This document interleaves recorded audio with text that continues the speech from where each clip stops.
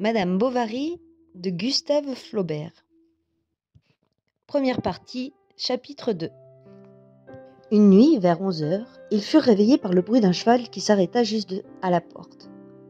La bonne ouvrit la lucarne du grenier et parlementa quelque temps avec un homme resté en bas, dans la rue. Il venait chercher le médecin. Il avait une lettre. Nastasie descendit les marches en grelottant et alla ouvrir la serrure et les verrous, l'un après l'autre. L'homme laissa son cheval et, suivant la bonne, entra tout à coup derrière elle. Il tira de dedans son bonnet de laine à houppe grise, une lettre enveloppée dans un chiffon, et la présenta délicatement à Charles, qui s'accouda sur l'oreiller pour la lire. Nastasie, près du lit, tenait la lumière. Madame, par pudeur, restait tournée vers la ruelle et montrait le dos. Cette lettre, cachetée d'un petit cachet de cire bleue, suppliait M. Bovary de se rendre immédiatement à la ferme des Bertaux pour remettre une jambe cassée.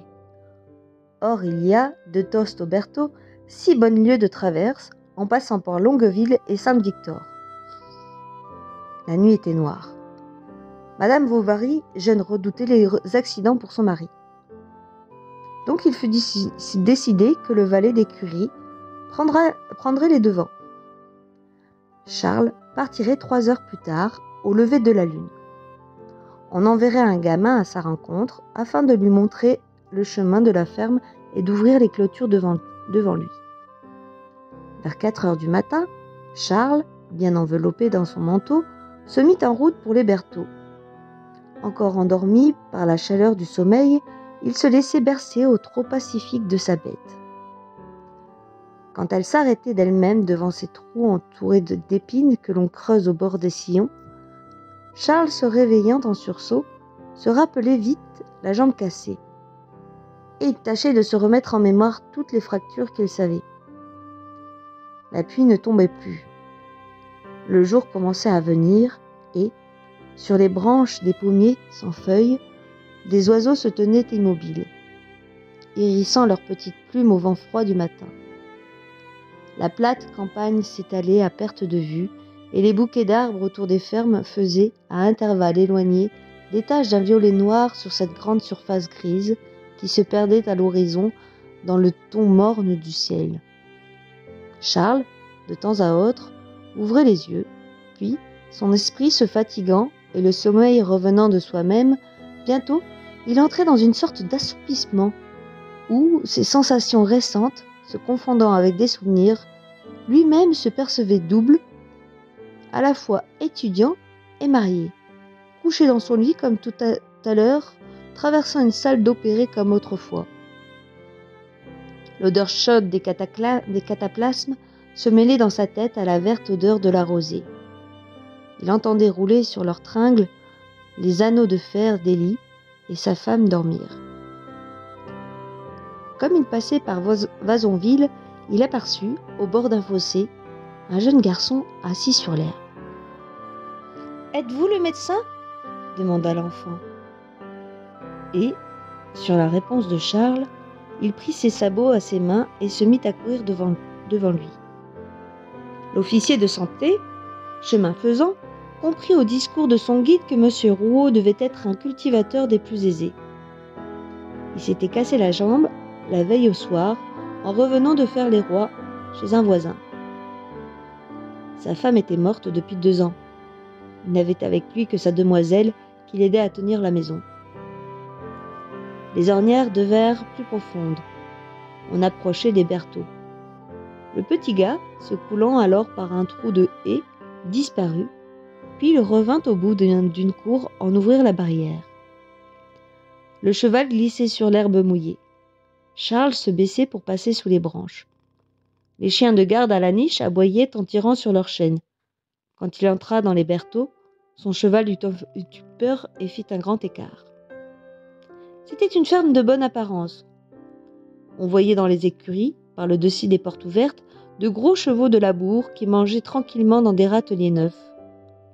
Le long des bâtiments s'étendait un large fumier, de la buée en s'élevait, et parmi les poules et les dindons, picoraient dessus 5 ou 6 paons. Luxe des basses-cours cauchoises.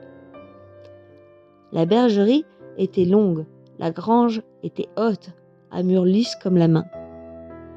Il y avait sous le hangar 2 grandes charrettes et 4 charrues, avec leurs fouets, leurs colliers, leur équipage complet, dont les toisons de laine bleue se salissaient à la poussière fine qui tombait des greniers. La cour allait en montant, plantée d'arbres symétriquement espacés, et le bruit gai d'un troupeau d'oies retentissait près de la mare. Une jeune femme en robe de mérinos bleu garnie de 3 volants vint sur le seuil de la maison pour recevoir M. Bovary, qu'elle fit entrer dans la cuisine où flambait un grand feu. Le déjeuner des gens bouillonnait alentour dans des petits pots de taille inégale. Des vêtements humides séchaient dans l'intérieur de la cheminée. La pelle, les pincettes et le bec du soufflet, tous de proportions colossales, brillaient comme de l'acier poli, tandis que le long des murs s'étendait une abondante batterie de cuisine où miroitait inégalement la flamme claire du foyer, jointe aux premières lueurs du soleil arrivant par les carreaux. Charles monta au premier, voir le malade. Il le trouva dans son lit, suant sous ses couvertures et ayant rejeté bien loin son bonnet de coton. C'était un gros petit homme de 50 ans, à la peau blanche, à l'œil bleu, chauve sur le devant de la tête et qui portait des boucles d'oreilles. Il avait à ses côtés, sur une chaise, une grande carafe d'eau-de-vie dont il se versait de temps à autre pour se donner du cœur au ventre. Mais dès qu'il vit le médecin, son exaltation tomba et, au lieu de sacrer comme il faisait depuis 12 heures, il se prit à geindre faiblement. La fracture était simple, sans complication d'aucune espèce. Charles n'eût osé en souhaiter de plus facile.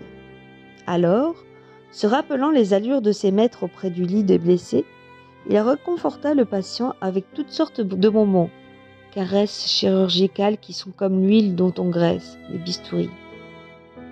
Afin d'avoir des attelles, on alla chercher, sous la charreterie, un paquet de lattes.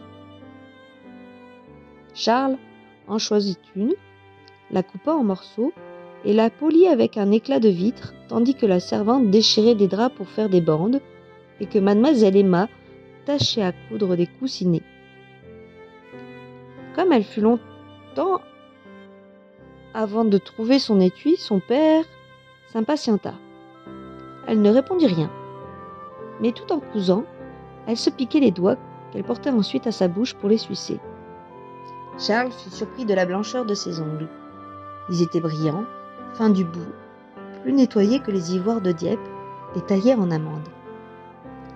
Sa main pourtant n'était pas belle. Pointe assez pâle, peut-être, et un peu sèche aux phalanges. Elle était trop longue aussi, et sans molle inflexion de lignes sur les contours. Ce qu'elle avait de beau, c'était les yeux. Quoiqu'ils fussent bruns, ils semblaient noirs à cause des cils, et son regard arrivait franchement à vous avec une hardiesse candide. Une fois le pansement fait, le médecin fut invité par M. Rouault lui-même à prendre un morceau avant de partir. Charles descendit dans la salle au rez-de-chaussée. 2 couverts, avec des timbales d'argent, y étaient mis sur une petite table, au pied d'un grand lit à baldaquin revêtu d'une indienne à personnage représentant des Turcs. On sentait une odeur d'iris et de drap humide qui s'échappait de la haute armoire en bois de chêne faisant face à la fenêtre. Par terre, dans les angles, étaient rangés, debout, des sacs de blé. C'était le trop-plein du grenier proche, où l'on montait par 3 marches de pierre. Il y avait, pour décorer l'appartement, accroché à un clou, au milieu du mur dont la peinture verte s'écaillait sous le salpêtre, une tête de Minerve au crayon noir, encadrée de dorure et qui portait au bas, écrit en lettres gothiques, « À mon cher papa ». On parla d'abord du malade, puis du temps qu'il faisait, des grands froids, des loups qui couraient les champs, la nuit. Mademoiselle Rouault ne s'amusait guère à la campagne, maintenant surtout qu'elle était chargée presque à elle seule des soins de la ferme. Comme la salle était fraîche, elle grelottait tout en mangeant, ce qui découvrait un peu ses lèvres charnues, qu'elle avait coutume de mordillonner à ces moments de silence. Son cou sortait d'un col blanc rabattu. Ses cheveux, dont les 2 bandeaux noirs semblaient chacun d'un seul morceau tant ils étaient lisses, étaient séparés sur le milieu de la tête par une raie fine qui s'enfonçait légèrement selon la courbe du crâne.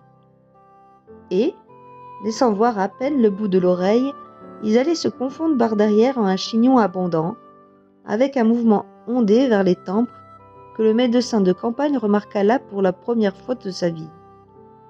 Ses pommettes étaient roses. Elle portait comme un homme passé entre 2 boutons de son corsage un lorgnon d'écaille.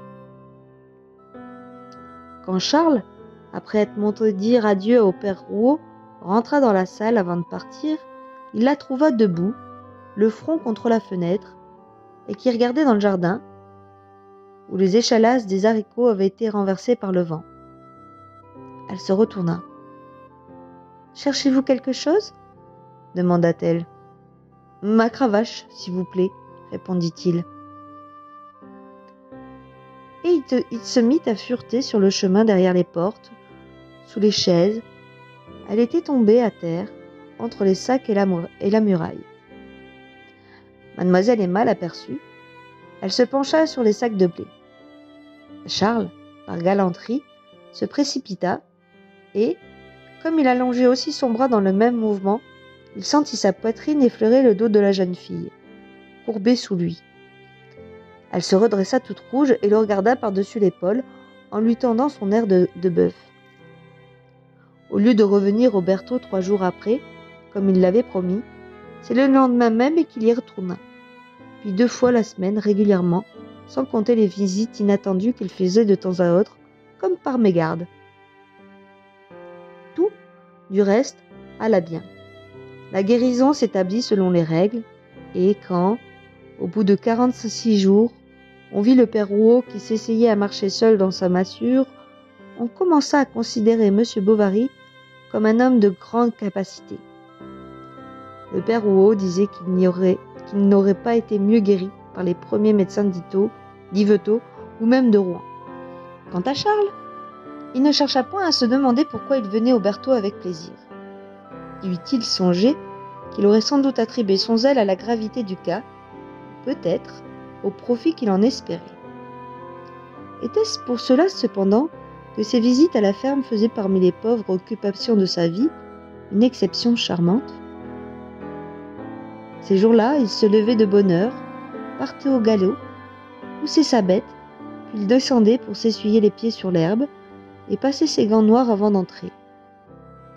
Il aimait à se voir arriver dans la cour, à sentir contre son épaule la barrière qui tournait, et le coq qui chantait sur le mur, les garçons qui venaient à sa rencontre. Il aimait la grange et les écuries. Il aimait le père Rouault, qui lui tapait dans la main en l'appelant son sauveur. Il aimait les petits sabots de mademoiselle Emma sur les dalles lavées de la cuisine.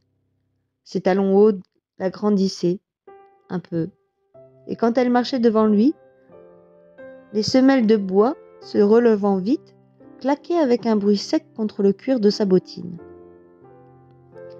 Elle le reconduisait toujours jusqu'à la première marche du perron. Lorsqu'on n'avait pas encore amené son cheval, elle restait là. On s'était dit adieu, on ne parlait plus. Le grand air l'entourait, levant pêle-mêle les petits cheveux follets de sa nuque, ou secouant sur sa hanche les cordons de son tablier qui se tortillaient comme des banderoles. Une fois, par un temps de dégel, l'écorce des arbres suintait dans la cour, la neige sur les couvertures des bâtiments se fondait. Elle était sur le seuil. Elle alla chercher son ombrelle, elle l'ouvrit. L'ombrelle de soie gorge de pigeon que traversait le soleil éclairait de reflets mobiles la peau blanche de sa figure. Elle souriait là-dessous à la chaleur tiède, et on entendait les gouttes d'eau, une à une, tomber sur la moire étendue. Dans les premiers temps que Charles fréquentait les Berthaud, Madame Bovary, jeune, ne manquait pas de s'informer du malade. Et même sur le livre, qu'elle tenait en partie double, elle avait choisi pour M. Rouault une belle page blanche.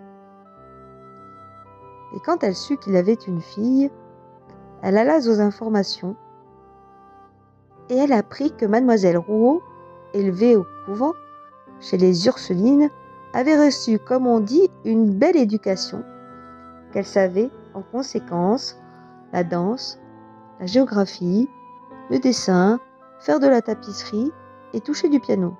Ce fut le comble. C'est donc pour cela, se disait-elle, qu'il a la figure si épanouie quand il va la voir et qu'il met son gilet neuf au risque de l'abîmer à la pluie. Ah, cette femme!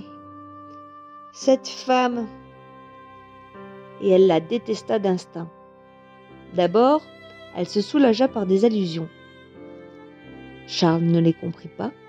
Ensuite, par des réflexions incidentes qui laissaient passer de peur de l'orage. Enfin, par des apostrophes à brûle-pourpoint auxquelles il ne savait que répondre. D'où vient qu'il retournait au Berthaud, puisque M. Rouault était guéri et que ces gens-là n'avaient pas encore payé?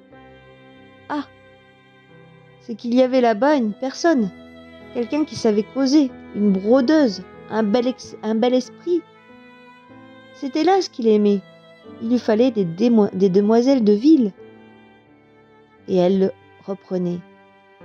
La fille au père Rouault, une demoiselle de ville. Allons donc. Leur grand-père était berger et ils ont un cousin qui a failli passer par les assises pour un mauvais coup, dans une dispute. Ce n'est pas la peine de faire tant de flafla, ni de se montrer le dimanche à l'église avec une robe de soie, comme une comtesse. Pauvre bonhomme. D'ailleurs, qui sans les colzas de l'an passé, eût été bien embarrassé de payer ses arrérages. Par lassitude, Charles cessa de retourner au Berthaud. Héloïse lui avait fait jurer qu'il n'irait plus, la main sur son livre de messe, après beaucoup de sanglots et de baisers, dans une grande explosion d'amour. Il obéit donc. Mais la hardiesse de son désir protesta contre la servilité de sa conduite. Et, par une sorte d'hypocrisie naïve, il estima que cette défense de la voir était pour lui comme un droit de l'aimer. Et puis la veuve était maigre. Elle avait les dents longues. Elle portait en toute saison un petit châle noir dont la pointe lui descendait entre les omoplates. Sa taille dure était engainée dans des robes de façon de fourreau, trop courtes, qui découvraient ses chevilles avec les rebans de ses souliers larges s'entrecroisant sur des bas gris. La mère de Charles venait les voir de temps à autre, mais au bout de quelques jours, la bru semblait l'aiguiser à son fil. Et alors, comme deux couteaux, elles étaient à le scarifier par leurs réflexions et leurs observations. Il avait tort de tant manger. Pourquoi toujours offrir la goutte au premier venu? Quel entêtement que de ne pas vouloir porter de flanelle! Il arriva qu'au commencement du printemps, un notaire d'Ingouville, détenteur de fonds à la veuve Dubuc, s'embarqua par une belle marée, emportant avec lui tout l'argent de son étude. Héloïse, il est vrai, possédait encore, outre une part de bateau évaluée à 6 000 francs, sa maison de la rue Saint-François. Et cependant, de toute cette fortune que l'on avait fait sonner si haut, rien, si ce n'est un peu de mobilier et quelques nippes, n'avait paru dans le ménage. Il fallut tirer la chose au clair.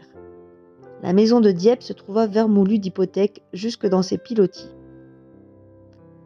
Ce qu'elle avait mis chez le notaire, Dieu seul le savait, et la part de Barque n'excéda point 1000 écus. Elle avait donc menti, la bonne dame.